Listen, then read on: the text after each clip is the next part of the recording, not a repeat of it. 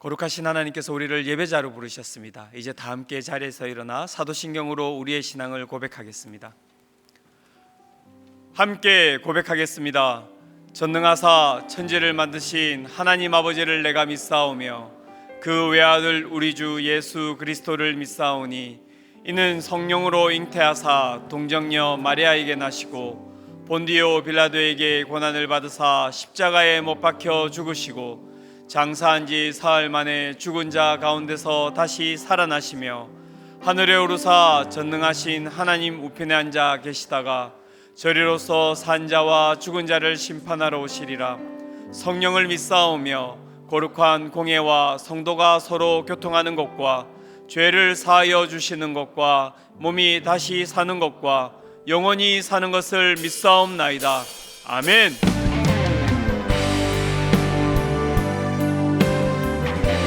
우리의 마음과 정성과 뜻을 다하여 하나님을 찬양하며 나아갑니다. 찬양하며 주님을 예배할 때 하늘 가득한 주의 영광 보리라. 나를 통하여 나의 입술을 인하여 주의 이름 높임을 하소서. 지금 서 있는 이곳에서 높임을 받으소서. 내가 밟는 땅 주님의 땅이니 하늘이 주의 이름 높이 올리며 넓은 바다가 주를 노래해. 모든 만물 주를 경배해. 모든 만물 주를 경배해. 모든 입술 주를 찬양해. 천지를 만드신 만물의 통치자 높임을 받으소서. 내 평생에 주의 이름 높이며 어느 곳에 서든지 주님을 예배하리라. 내가 밟는 모든 땅 아버지의 영광이 선포되어야 하니 찬양하며 주님을 예배할 때 하늘 가득한 주의 영광 보리라. 나를 통하여 나의 입술을 인하여 주의 이름 높임을 받으소서. 이곳에 오셔서 이곳에 앉으소서. 이곳에서 드리는 예배를 받으소서. 주님의 이름만이 오직 주의 이름만 이곳에 있습니다. 이곳에 오셔서 이곳에 앉으소서. 이곳에서 드리는 예배를 받으소서. 주님의 이름만이 오직 주의 이름만 높임을 받으소서.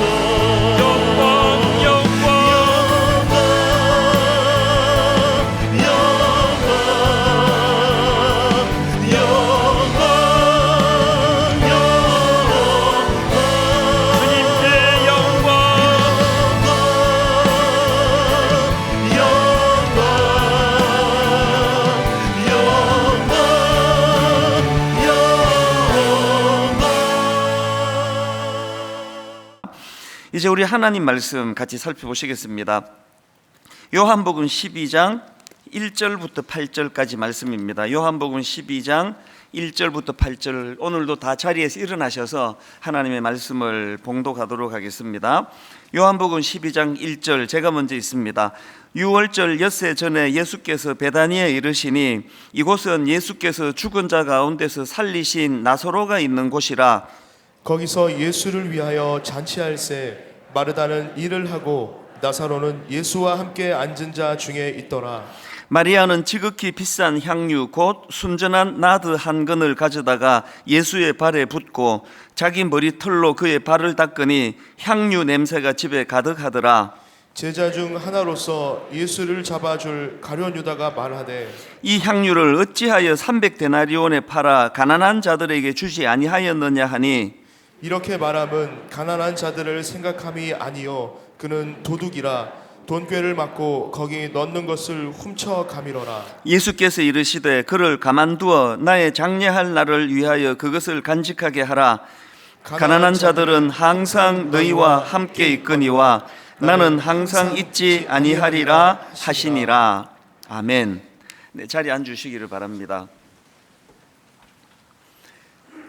그 살아가다가 보면은 그 머리에 아주 강한 인상으로 남아 있는, 특히 이제 막 마음이 너무 그 감사로 이렇게 벅차지는 그런 순간이 있지 않겠습니까? 저도 뭐 목회하면서 그런 감격적인 순간들이 여럿 있는데요. 아마 오늘 그 본문에 기록된 이 사건이 그 예수님에게 있어서 바로 그런 사건이지 않을까, 그렇게 생각을 해봅니다. 예수님 머리에 강하게 남을 사건이 그 3절에 나오는데요. 마리아는 지극히 비싼 향유 곧 순전한 나드 한 근을 가져다가 예수의 발에 붓고 자기 머리털로 그의 발을 닦으니 향유 냄새가 집에 가득하더라. 지금 예수님을 위한 잔치가 베풀어지고 있는데 돌발적인 사건이 벌어진 겁니다. 그 자리에 함께 동석했던 마리아가 그 당시에는 뭐 너무나 비싸고 또 귀한 그 향수입니다. 이 향유를 아낌없이 예수님을 위하여 붓는 그런 헌신을 보여주는 겁니다. 이게 어마어마한 사건인 게요, 함께 동석했던 예수님의 제자 가룟 유다가 그거를 꾸짖으면서 하는 말이 5절입니다. 세 번역으로 이 향유를 300데나리온에 팔아서 가난한 사람들에게 주지 않고 왜 이렇게 낭비하는가. 이 말이 맞는 게요, 한 데나리온이 그 당시 노동자들 하루 품삯입니다. 그러니까 이게 상상을 초월하는 그 큰 금액을 어떻게 그렇게 들이부어 버리느냐. 이거 뭐 누가 들어도, 제가 그 자리에 있었어도 가룟 유다처럼 생각했을 것 같아요. 평소에는 얄밉지만 오늘은 바른 말 하네, 뭐 그랬을 것 같아요. 이 뭐 상식적으로 이 당연한 거 아닙니까?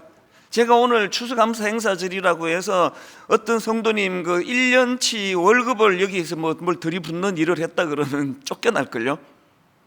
맛이 갔다고. 지금 가룟 유다가 너무나 정확하고 올바른 지적을 했는데 놀라운 거는 예수님께서 그 가룟 유다를 꾸짖으시는 거예요. 마리아를 내버려 둬라.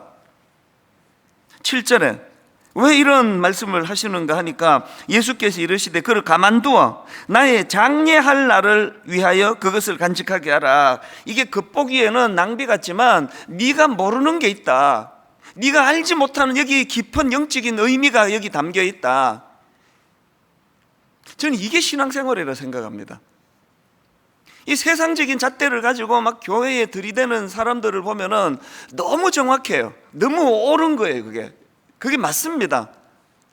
그게 그러나 항상 예수께서 가룟 유다가 바른 답을 하기 위했다면 이래야 됩니다. 예수님, 내 생각에는 이해가 잘 안 되는데 예수님 이 여자 행동을 어떻게 보십니까? 그래야 되는 거 아닙니까? 확신을 가지고 꾸짖는 사람이 너무 많은 게 그게 교회라는 거예요. 이게 오늘 교회를 힘들게 하는 거거든요. 예수님이 여기에 얼마나 큰 의미를 부여하시는지 마가복음 14장 9절에서는 이런 말씀을 하십니다. 이제 같은 사건을 다룬 내용이거든요. 내가 진실로 너희에게 이르노니 온 천하에 어디서든지 복음이 전파되는 곳에는 이 여자가 행한 일도 말하여 그를 기억하리라 하시니라. 이걸 모르는 게 가룟 유다고, 이걸 모르는 게 저나 비판하기 좋아하는 사람들의 대부분의 자기의 얕음을 모르기 때문에 자기 생각으로 항상 남을 재단하는 이게, 저는 그래서 이 본문을 보면서요, 참 이 예배자가 어떤 모습을 보여야 되는가. 예수님께서 지금 이 마리아의 행동에 대하여 의미 부여하시는 것을 보면서 세상 깨닫는 게 뭐냐? 예배는 내 만족을 위해서 드리는 게 아닙니다. 내 마음에 설교가 마음에 들면 오늘 예배가 좋은 예배고, 내 마음에 안 들면 예배가 이게 뭐 시시한 예배고, 그건 전혀 예배를 모르시는 분이에요. 가룟 유다가 얼마나 지금 흡족하냐, 이게 중요한 게 아니거든요. 지금 이 예배, 이 잔치는 본문에서 말입니다. 이 잔치는 기록이 돼 있잖아요. 예수님을 위한 잔치예요. 그러면 예수님이 기쁘셔야 되죠. 예수님이 흡족하셔야 되는데, 지금 가룟 유다는 자기 기준으로, 자기에게 흡족한 것을 지금 기준으로 삼는데, 너무나 많은 오늘 이 땅의 예배가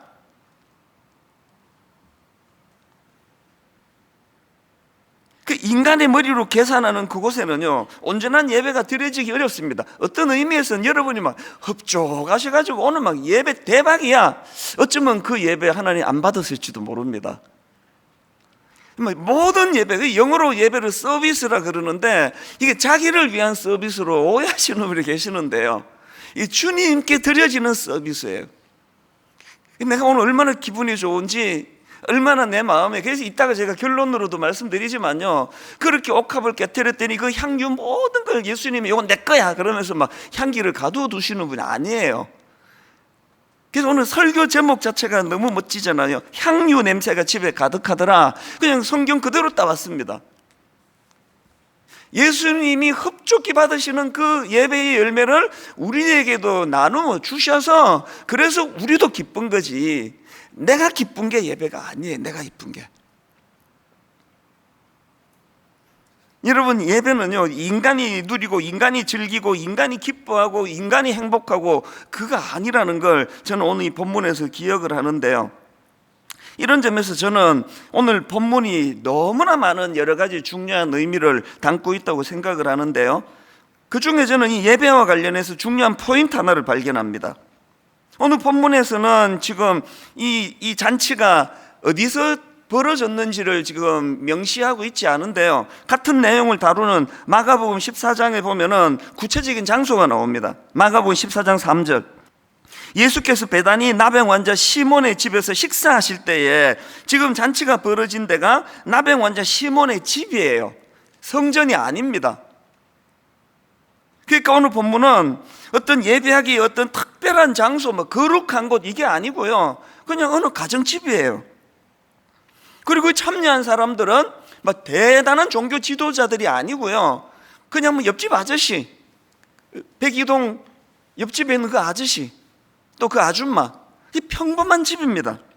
제가 왜 여기에 관심을 두는가 하면은요, 오늘 본문 바로 몇 구절 앞에, 바로 한 장 앞에 보면은 너무나 대조적인 상황이 나옵니다. 자, 요한복음 11장 56절을 보십시오. 그들이 예수를 찾으며 성전에 서서, 이건 그냥 나병 환자 시몬의 집이 아니고요, 성전입니다. 성전에 서서 서로 말하되 너희 생각에는 어떠하냐? 그가 명절에 오지 아니하겠느냐 하니, 이는 대제사장들과 바리새인들이 누구든지 예수 있는 곳을 알거든 신고하여 잡게 하라 명령하여서 밀으라. 어떤 상황인지 아시겠죠? 장소가 성전이에요. 거룩한 성전이에요. 그리고 거기 등장하는 인물은 놀랍게도 그 당시 대표적인 종교 지도자 대제사장들이에요. 근데 그 거룩한 곳에서, 그 거룩한 위치에 있는 그 사람은 예수를 잡을 거를 의논하고 있고요, 너무나 평이한 한, 우리로 치면은 뭐 집사직분을 받았을까요? 뭐 권사님이실까요? 그냥 나병 환자 시몬의 집이에요.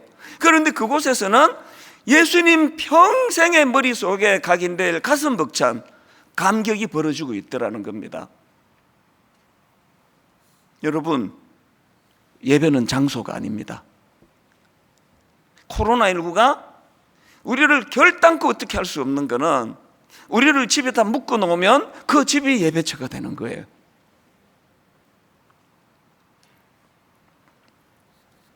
오래전에 들은 이야기가 이 설교를 준비하는 때 이렇게 떠올라서 참 가슴이 뜨거워졌는데, 제가 그 사역훈련 맨 마지막 시간에 항상 하는 이야기예요. 어느 훈련을 받으시는 여성도님인데요, 집이 13평이니까 저도 13평 집에 살아봐서 딱 13평 아파트에 살아봤기 때문에 그게 어떤 상황인지 알아요. 조그마한 방 2개 뽑고 나면은 부엌 나오면은 아무것도 없는 데가 13평인데 가족이 좀 많은가 봐요. 너무 말씀을 묵상하고 싶은데 할 곳이 없는 거예요. 그래서 이분은 시간을 정해 화장실로 가는 겁니다. 화장실에 들어가서 그 오랜 시간을 변기 뚜껑 위에 앉으시는지 어쩐지 모르겠지만, 그 또 뭐 13평 아파트면 화장실도 그렇게 막 60평 70평 아파트처럼 크지 않습니다. 그 탁하고 습하고 냄새나는 공기 안 통하는 화장실에서 정기적으로 하나님께 기도하고 묵상하는 그 공간으로 쓰고 있다는 이거를 저는 사역훈련 마지막 시간에 항상 이 이야기를 드리거든요. 여러분, 다시 말씀드립니다. 예배는 장소가 아닙니다. 저희가 왜 이 학교 계속 빌렸습니까? 저는 우리 송림 본당 드림센터 너무 좋아요. 본당이 다 해서 1000석밖에 안 되기 때문에 40분 전서부터 예배를 사모하며 줄 서서 기다리는 사람들을 볼 수 있는 곳, 그게 정성 아닙니까? 이게 오늘 제가 본문에서 발견한 첫 번째 포인트고요. 그런가 하면은 본문에서 발견한 포인트가 하나 더 있는데요, 오늘 본문에서는요, 이 사랑의 하모니, 그 예배자가 가져야 될 너무 중요한 한 가지 포인트를 저는 발견하는데, 사랑의 하모니와 불협화음, 이 관점으로 본문을 묵상할 수 있게 되더라는 겁니다. 자, 먼저 사랑의 하모니의 모습을 본문 2절과 3절에서 기록하고 있습니다. 거기서 예수를 위하여 잔치할세, 여러분 이게 지금 큰 전제입니다. 지금 예수를 위하여 잔치할세, 우리로 치면 이 예배입니다. 우리로 치면 지금 전제가 예수를 위하여 잔치할세. 그 다음 보세요. 마르다는 일을 하고 나사로는 예수와 함께 앉은 자 중에 있더라. 마리아는 지극히 비싼 향유 곧 순전한 나드 한 건을 가져다가 예수의 발에 붓고 자기 머리털로 자기 발을 닦으니 향유 냄새가 집에 가득하더라. 여기 마르다는 무슨 일을 하고, 나사로는 어떻게 하고, 또 마리아는 어떻게 하고, 또 여기 나와 있지 않지만 나병 환자 시몬은 자기 집을 제공하고. 지금 뭘 제가 강조하는 것일까요? 예배가 뭡니까? 하나님께 각자 드릴 수 있는 것, 각자 잘할 수 있는 것. 그래서 여기 보면은 나사로는 아무 일도 안 해요. 예수와 함께 앉은 자 중에 있더라. 이게 예배입니다. 막 그냥 불평이 나와가지고 나는 그냥 옥합을 깨트리는데 우리 오빠는 뭐 하고 있느냐고 막 말하다도 나는 그냥 주님을 위하여 이렇게 열심히 일하는데 도대체 오빠는 한 게 뭐냐고. 그게 일 많이 하는 사람이 가지고 있는 치명적인 문제예요. 앉아서 아무것도 안 한 게 예배예요. 마리아 나사로가 예수와 함께 앉은 자 중에 있었는데 그게 주님이 받으시는 예배입니다. 그래서 저는 이 본문의 모습이 너무 아름다운 거예요. 지금 전제가 거기서 예수를 위하여 잔치할세인데, 이 사람은 자기 좋아하는 이걸로 하고 저 사람은 자기 좋아하는 저걸로 섬기고, 이 사람은 앉아서 또 말씀을 듣고, 어떤 사람은 자기 집을 제공하고. 이 사랑의 하모니. 여러분 구약 출애굽기 17장에 보면은요, 그때의 8절입니다. 그때 아말렉이 와서 이스라엘과 르비딤에서 싸우니라. 지금 전쟁이 벌어지고 있는데요, 자 10절부터 그 내용을 보세요. 이 아름다운 하모니를 보세요.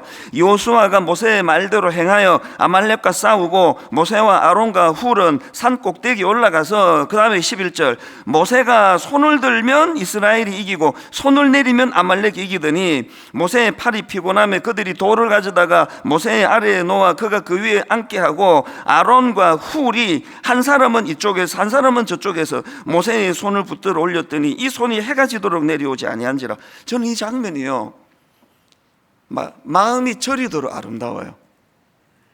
젊은 요수아는 주어진 그 힘을 가지고 최선을 다해서 적과 싸우고 있고, 지도자 모세는 그 광경 아래에서 손을 들고 하나님 앞에, 이 전쟁은 영적인 전쟁, 하나님이 일하시는 전쟁이라고 그렇게 손을 들고 그 여호수아를 응원하고 있고, 참 연약한 지도자 팔이 내려오는 걸 비난하지 않고 손이 금방 내려왔다고 수군거리고 그러질 않고, 아론과 훌이 서로 손을 잡으면서 모세를 협력하는 이 모습, 너무 아름다워서 저는 한국 교회가 슬퍼요. 얼마나 불신이 많고, 얼마나 비난이 많고, 얼마나 손드는 역할을 하려고, 얼마나 자기가 그냥 여호수아 역할을 하려고, 아무것도 그 뭐 손 드는 것도 사실은 뭐 전쟁 치는 사람에 비해서 아무것도 아니지만 옆에서 손 받쳐주는 건 얼마나 쉬운 일이에요. 그런데 이 일이 영적인 전쟁에서 상징적으로 그 전쟁을 이기게 만드는 도구가 되었다는 사실입니다. 그래서 저는 전도서 4장 9절부터 12절, 두 사람이 한 사람보다 나으면 그들이 수고함으로 좋은 상을 얻을 것임이라. 혹시 그들이 넘어지면 하나가 그 동물을 붙들어 일으키려니와 홀로 있어 넘어지고 붙들어 일으킬 자가 없는 자에게는 화가 있으리라. 또 두 사람이 함께 누우면 따뜻하거니와 한 사람이면 어찌 따뜻하랴. 이 말씀의 결론을 보세요. 12절, 한 사람이면 패하겠거니와 두 사람이면 맞설 수 있나니 세 겹줄은 쉽게 끊어지지 아니하느니라. 분당 우리 교회는요, 맨날 열심히 플러스 1 마이너스 1이 안 됐으면 좋겠습니다. 플러스 1 생각 갖고 있는 사람하고 마이너스 1 갖고 있는 생각을 갖고 이 생각을 갖고 있는 사람하고 하루 종일 싸우잖아요.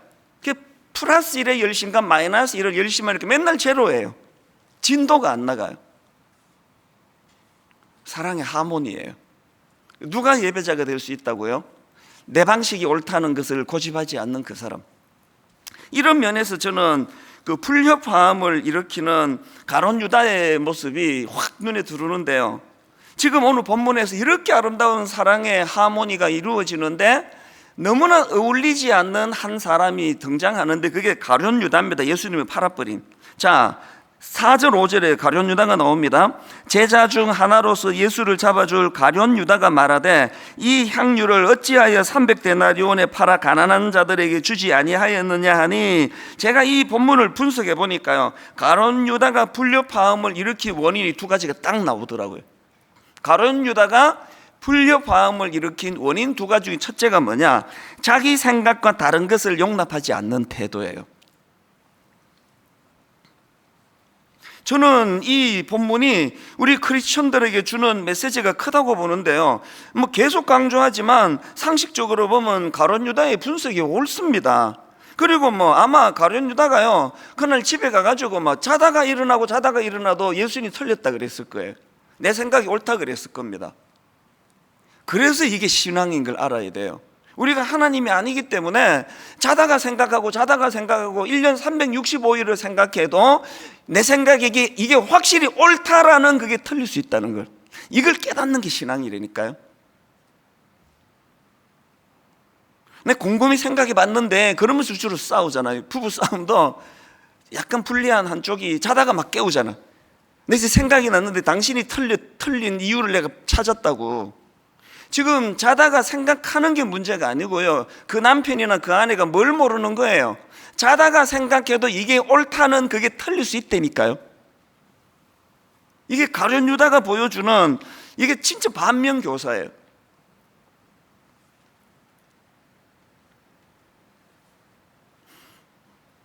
이 설교를 준비하다가 제가 어느 기사를 봤는데요, 이 50년 뒤에 개봉될 이 타임캡슐, 이제 무슨 행사가 있었나 봅니다. 이 타임캡슐 안에 이제 50년 뒤에 이거를 개봉하는 그 행사에 이어령 전 문화부 장관, 이분이 이제 다음 세대 젊은이들에게 편지를 써서 타임캡슐에 넣었는데 그 내용이 이렇습니다. 날개는 날기 위해서만 있는 것이 아니다. 둥지 속에서 알을 품고 있는 날개는 날개가 아니라 품개이다. 그 다음 들어보세요. 날개보다 더 소중한 날개 품계라는 말을 50년 뒤 이 세상을 살아갈 젊은이들에게 남기려 한다. 우리말 사전에 없는 이 새로운 말 품계가 너희들을 행복하게 할 것이다. 그리고 결론, 나와 다른 것과 싸우지 말고 품어라. 날개가요, 내가 막 비상하는 용으로만 쓰는 게 아니고요, 너무나 나약한 알, 날지도 못하는 정도가 아니라 아직 세상에 나오지도 못한 연약한 알을 품는 역할로도 쓴다는 거예요. 이게 품계입니다. 교회는요,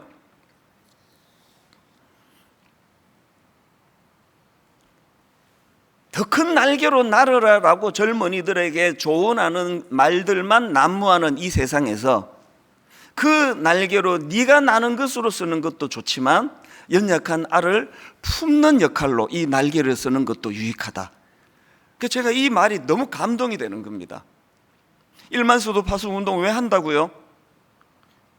분당 우리 교회가 이제 2만 개의 날개를 가지고 2만 2천 개의 날개를 가지고 마음껏 비상하고 마음껏 우리도 많은 일을 할 수 있지만 품계가 되기를 원하는 거예요. 수많은 잠재력을 가진 알들을 우리가 품어줄 때 거기에 30개 교회로 시작하지만 저는 꿈을 꾸거든요. 300개의 교회가 되고 3,000개의 교회가 되는 그 꿈을 품거든요. 이게 품계예요, 품계. 그런가 하면은 두 번째로 가룟 유다가 불협화음을 일으킨 원인 하나가 더 있는데요, 겉과 속이 다른 태도입니다. 겉과 속이 다른 태도, 반드시 불협화음을 가져옵니다. 지금 가룟 유다는 겉으로 모든 사람들이 동의할 수밖에 없는 거룩한 명분을 가지고 있는데 성경은 정확하게 그 내면을 분석하는 거 아닙니까? 6절, 이렇게 말하면 가난한 자들을 생각하면 아니요. 오늘 교회가 슬픈 건요, 커튼이 너무 많다는 거예요. 저는 철학이 하나 있습니다. 교역자 회의를 하든 당회를 하든, 그래서 또 이게 또 약점도 있어요. 좀 당황하게 만드는 일은 좀 합니다. 제가 항상 저는 직설화법을 씁니다. 안 들립니다. 못 알아들으니까 집에 가서 얘기 안 합니다. 제 아내가 시험에 드니까. 본인 있을 때 본인에게 1, 2 이렇게 이야기합니다. 왜 그럴까요? 사단은 우리의 이 애매한 말 속에 또 겉과 속이 다른 태도, 그걸 우리는 체면이라 그러는데요, 아닙니다. 그거 체면 아니고 사단의 밥이에요, 그거. 그래서 1, 집사님 이러시면 안 됩니다. 이게 옳은 것 같은데요. 2, 3, 오늘 우리 중직자들, 오래 예수 믿은 분들, 교회의 문화가 이렇게 자꾸 그 이중 언어 구사하고 겉과 속이 다르게 말하는 게 그게 교회의 문화입니까? 그건 사탄의 문화입니다. 교회의 문화는 투명한 거예요. 있는 걸 있다 그러고 없는 걸 없다 그러고 밝은 걸 밝다 그러고 어두운 걸 어둡다 그러는 게 그게 교회입니다. 커튼을 두고 있으니까 대화가 안 되잖아요. 이거 확 열어젖히면 어떡하지? 그게 막 두려워가지고. 저는 분당 우리 교회 모든 성도님들이 가룟 유다가 가지고 있던 이 불협화음을 만드는 자기 생각과 다른 것을 용납하지 못하는 태도, 또 겉과 속이 다른 이중 언어, 이런 것들을 다 버릴 때 하나님 앞에 진정한 예배자가 될 줄로 믿습니다. 예배 회복 운동은 위선자 만드는 운동이 아닙니다. 겉모양 잘 갖추고 이게 아닙니다. 예배는 중심을 갖추는 거거든요. 자, 이런 내용들이 본문에서 이제 묵상되어져 교훈을 얻어지는데요. 그런데 저는 이런 교훈, 저런 메시지, 시간이 없어서 다 다루지 않은 이 외에도 여러 메시지가 있지만 제일 중심에 있는 메시지가 하나 있습니다. 저는 오늘 이 본문을 묵상하면서 한 가지 질문을 오래 했습니다. 이 질문을 계속하면서 묵상했는데 이 질문이 이겁니다. 무엇이 마리아와 가룟 유다를 이렇게 차이나게 만들었을까요? 무엇이 마리아로 하여금 그 엄청난 순전한 나드 한 근을 아낌없이 붓는 헌신을 만들었고, 무엇이 가룟 유다로 하여금 이런 위선자 이중 언어를 구사하는 사람으로 만들어 버렸을까? 가룟 유다는 무엇이 결핍이 되어가지고 결국은 예수님을 배신하는 이런 비참한 자리에 빠지게 됐을까? 정답이 뭘 것 같습니까? 하나님께서 제게 이 질문에 대한 답을 주셨는데요, 마리아와 가룟 유다를 분기점으로 나누게 만든 딱 하나가 있는데, 그것이 뭐냐? 주신 은혜에 대한 감사와 감격의 유무. 은혜에 대한 감사가 마리아를 순전한 나들을 붙도록 만들었고, 은혜에 대한 감사가 없던 가룟 유다를 괴물로 만들어 버렸다는 사실입니다. 증거를 제가 대보겠습니다. 지금 예수님을 위한 잔치에 지금 마르다와 나사로와 마리아와 나병원제 시몬이 각각의 것으로 예수님께 드렸다고 말씀을 드렸는데요, 제가 발견한 것은 오늘 본문에 등장하는 사람들이 각각의 것으로 드린 것, 모든 이 사람들에게 다른 행동을 했는데 공통점이 하나 있더라는 겁니다. 그게 바로 은혜를 입은 사람들입니다. 자, 먼저 집을 제공한 나병 환자 시몬을 보십시오. 마가복음 14장 3절, 예수께서 베다니 나병 환자 시몬의 집에서 식사하실 때에, 제가 자료를 보니까요, 이 당시에 시몬은 예수님의 은혜로 나병을 고침받은 상태였다. 이 해석이 이 주류예요. 아주 드물게 나병 환자는, 아직 이 시몬은 나병을 고침받지 못한 상태였다. 아주 드물게 그렇게 분석하는 학자가 있고, 대부분의 학자들은 다 이미 고침받은 상태라는 거예요. 그러면 질문이 이상하잖아요. 아니, 고침받았는데 왜 나병 환자 시몬이라고 하느냐고. 왜? 별명을 왜 그렇게 붙였느냐? 저는 이렇게 이걸 분석을 해봤습니다. 왜 나병 환자 시몬의 집이라고 기록했느냐? 이게 그 사람의 특징이기 때문이에요. 무슨 뜻입니까? 그에게는 늘 과거에 경험했던 이 특별한 은혜가 그 인생의 꼬리표처럼 붙어 다니는 거예요. 특별한 은혜를 받은 사람, 특별한 은혜의 감격이 있는 사람, 이게 나병 환자 시몬입니다. 제가 항상 83년도 시카고의 이찬수, 이게 저에게 꼬리표처럼 붙이고 다니는 거잖아요. 사람들이 막 잊을 때 되면 막, 그래서 이제 우리 성도는 좀 괴로운 거지. 했던 말 또 하고 또 하고. 저거 지금 29번째 들었는데 분립하기 전까지 한 100번쯤 더 들으실 거예요. 그게 제 꼬리표가 되기를 원합니다.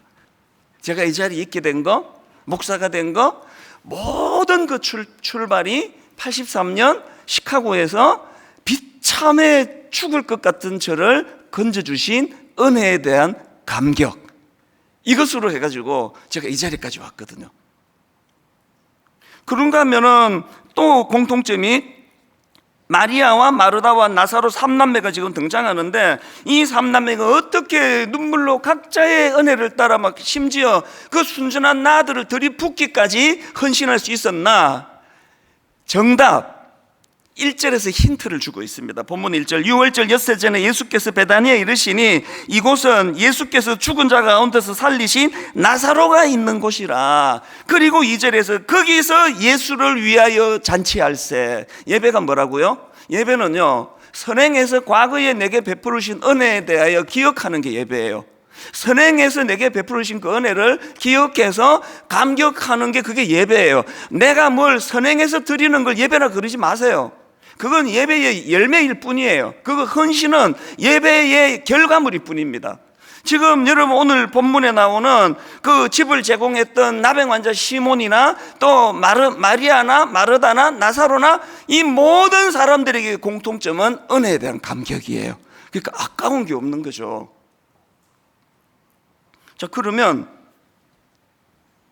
가룟 유다는 그 정도 뭐 받은 게 없어서 그러면 이렇게 괴물이 돼가고 있습니까?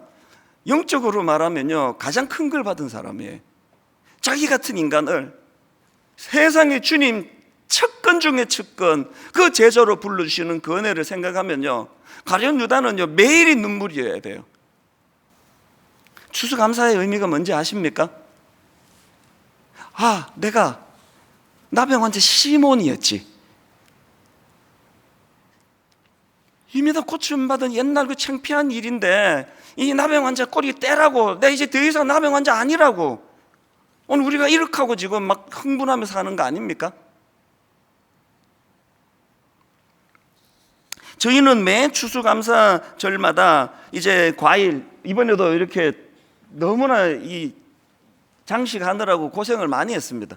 그래서 이렇게 장식을 뭐 거의 한 100분의 1 정도만 갖고 이렇게 상징적으로 강단을 하나님께 드린다는 의미로 이렇게 장식을 했지만, 사실은 이거는 강단 장식용이 아니라 참 위로가 필요한 성도님들에 대한 하나님의 사랑을 전하는 성물이에요. 이게 도구란 말이에요.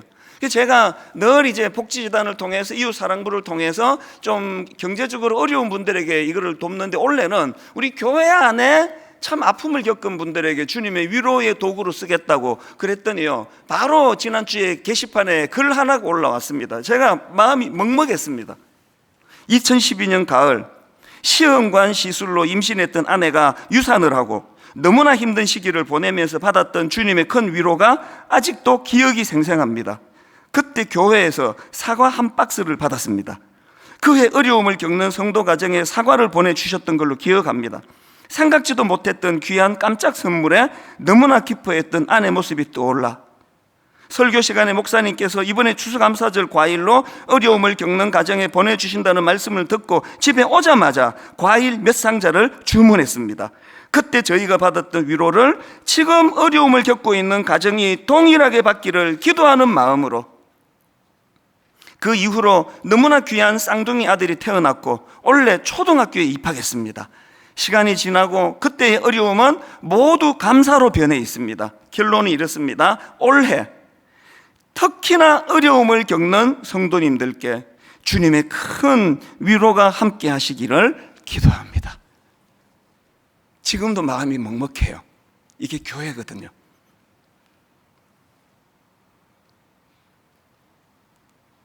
가룟 유다의 길로 가지 않았으면 좋겠습니다. 이것도 불평이고 저것도 불만이고, 내 머리로, 이 똑똑한 머리로 왜 이건 이렇게 하는 거냐고, 왜 저건 저렇게 하는 거냐고. 사랑의 하모니예요. 그건 뭐 내 애 낳았으면 됐지. 여러분, 예배가 뭡니까? 예배가 끝나자마자 과일 몇 박스를 주문하는 그 성도님의 손길, 전 그게 예배라고 생각을 합니다. 사실 저는 일만서도 파송운동 지난주 중에 이제 영상으로 그동안에 있었던 일들과 정신을 한 번 더 이제 녹화를 하려고 했다가 이걸 한 주 미루게 됐는데요. 이제 순장반을 하는데 제가 순장님들에게 이제 직장인 그 순장님들이 이제 일만 성도에 대해 제가 다시 잠깐 설명을 드렸는데, 이제 우리 교구 목사님들이 여러 사람이 저한테 이제 피드백을 준 게 지금 우리 순장님들이 심히 당황하고 있습니다. 그러시더라고요. 그날 제가 무슨 얘기를 했냐 하면은, 이제 일만 성도 파송 운동은 자유함의 정신이다. 그래서 마음대로 택하시라고.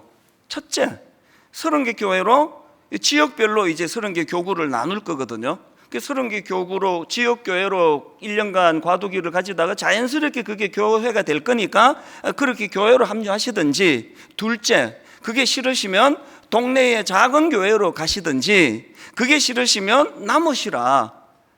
강제로 내보내지 않는다. 남으시라. 저는 강제 안식년을 보내고 복귀하고 1년이 지난 시점까지 5,000명 이하로 줄지 않으면 저는 하나님 앞에 사임하기로 결정했다. 누가 그렇게 협박한 거 없습니다. 자유의 정신으로 제가 그렇게 하나님께 약속을 드렸습니다. 자유하시라고. 그리고 한마디를 더 드린 게 충격이 된 거예요. 단, 교구를 벗어나는 곳으로 가지는 못합니다. 또 충격이 막 이제 그런 거였어? 그런 거여야죠. 아니 지금 분당 우리 교회가 이 교회로 너무 쏠리는 것 때문에 지금 헛자는 건데, 30교회 중에 나 저 목사가 좋아 그래가지고 그 교회로 한 15,000명 모여버리고 나머지는 500명씩 모인다면 이게 무슨 의미가 있겠냐고요. 근데 여러분, 어제 내내 우리 교역자들이 저에게 순장님들이 당황하고 계시다, 자기 교구 말고는 못 간다 그러더라, 이런 말로 하는데 저는 그 말이 너무 죄송하고 또 너무 이해가 되는 거예요. 나 같아도 그렇게 생각하지. 나도 나 같아도 내가 은혜 받았던 내가 저 목사한테 가고 싶지. 그래서 제가 어제부터 기도한 게 뭔지 아세요? 기도하기 시작한 게, 하나님 우리 그런 생각하는 모든 성도님들에게 은혜 주시기 원합니다.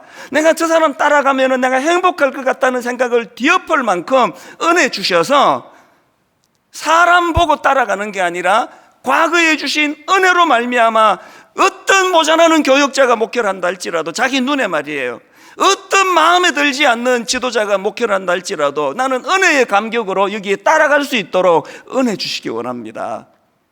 진짜 그렇게 되기를 바랍니다. 우리 좋자고 분립하는 거 아닙니다. 우리 좋자고 하는 게 아니라 주님 좋으시자고 하는 거예요. 결론은 이렇게 맺습니다. 아까 서두에서 말씀드렸죠. 3절, 마리아는 지극히 비싼 향유 곧 순전한 나드 한 근을 가져다가 예수의 발에 붓고 자기 머리털로 그의 발을 닦으니 향유 냄새가 집에 가득하더라. 여러분, 예수 잘 믿으면은요, 주님께 순전한 나드를 드리는 손해보는 것 같고 희생하는 것 같은데 그 헌신으로 자기에게도 그 향기가 나타난다는 거예요. 그리고 주변의 모든 사람들, 그래서 오늘 대한민국에 일어나는 각종 흉악한 사건, 사고, 이거 볼 때마다 우리는 책임감을 느껴야 돼요. 온 세상이 썩은 냄새가 진동한다고 한다면 비난하지 말고 나한테서 나는 냄새구나, 그렇게 하시면 됩니다. 그리고 더 중요한 거, 고린도후서 2장 15절, 우리는 구원받은 자들에게나 망하는 자들에게나 하나님 앞에서 그리스도의 향기니, 내가 드리는 나드의 향기도 중요하지만 여러분, 저와 여러분이 순전한 나드예요. 우리가 향기예요. 이게 어떻게 가능해지느냐? 에베소서 5장 2절, 그리스도께서 너희를 사랑하신 것 같이 너희도 사랑 가운데서 행하라. 그는 우리를 위하여 자신을 버리사 향기로운 제물과 희생 제물로 하나님께 드리셨느니라. 결론 두 가지입니다. 십자가를 의지하는 거예요. 십자가에게서 향기로운 인생이 되도록 하는 능력이 나타난다는 겁니다. 그리고 두 번째가 뭘까요? 십자가의 원리는 항상 나를 버리는 거예요. 십자가의 원리는 항상 내 생각을 내려놓는 거예요. 십자가의 원리는 항상 내 고집을 내려놓는 겁니다. 그리고 아까 읽어드렸던 편지의 주인공 남성도님처럼 내가 받은 은혜를 과일 몇 박스를 주문하면서 누군가에게 흘려보내려고 애쓰는 그 마음의 태도, 그게 향기로 나타나게 될 줄로 믿습니다. 우리 주 예수 그리스도의 은혜와 하나님 아버지의 다함없는 사랑과 성령님의 감동, 감화, 위로, 교통, 충만하심의 역사가 오늘 주신 말씀 마음에 담고 힘 얻어 달려가기로 다짐하며 예배하는 모든 주의 자녀들 머리 위에 지금부터 영원토록 함께 하시기를 간절히 축원하옵나이다. 아멘.